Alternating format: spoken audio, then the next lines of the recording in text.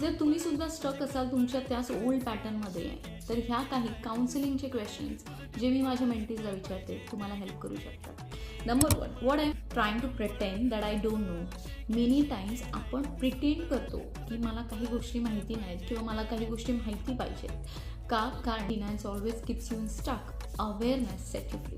Number 2, what I am blaming to my parent that I am doing to myself. मी असं स्वतःबरोबर काय करत आहे की जे ॲक्च्युली मी माझ्या पॅरेंट्सला ब्लेम करते. बऱ्याचदा जे जखमा आहेत that turn into the habits, आणि त्या हॅबिट्स तेव्हा म्हणतात ज्या वेळेला आपण त्यांना अनहील सोडलेलं आहे. Where in my life I am waiting to be rescued. माझ्या आयुष्यामध्ये अशा कोणत्या जागी मी थांबलेलो आहे की जिथे मी एक्सपेक्ट करतो की कोणीतरी येऊन मला रेस्क्यू करा. Truth is no one is coming and that is your power. कोणत्या बाउंड्रीज आहेत की ज्या मी ॲक्च्युली क्रिएट करत नाही आहे आणि का? बऱ्याचदा ज्या लोकांना तुम्ही घाबरता लूज करण्यासाठी ॲक्च्युली तेच तुम्हाला एक्सप्लॉइट करतात.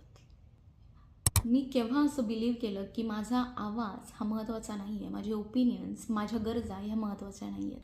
ते जे सायलेन्स आहे, ट्रेस दॅट. अशा कोणत्या इन्सिडेंट होत्या की ज्या वेळेला मी स्वतःला श्रिंक केलं, जिथे ज्या वेळेला मी स्वतःच्या गरजांना एक्सप्रेस केलं नाही. कोणता माझा व्हर्जन आहे की ज्याला मी अजूनसुद्धा खूप सांभाळून ठेवलेलं आहे की ज्याला खरं गरज नाही आहे. आपल्या प्रत्येकमध्ये एक विक्टिम व्हर्जन आहे की ज्याला आपण खूप सांभाळून ठेवलेलं आहे आणि ह्या विक्टिम व्हर्जनला आपण आपल्या कन्व्हिनियंट टाईमनुसार बाहेर काढतो आणि त्या विक्टिम माइंडसेटने आपण आपला सर्वायवल मोडमध्ये राहतो.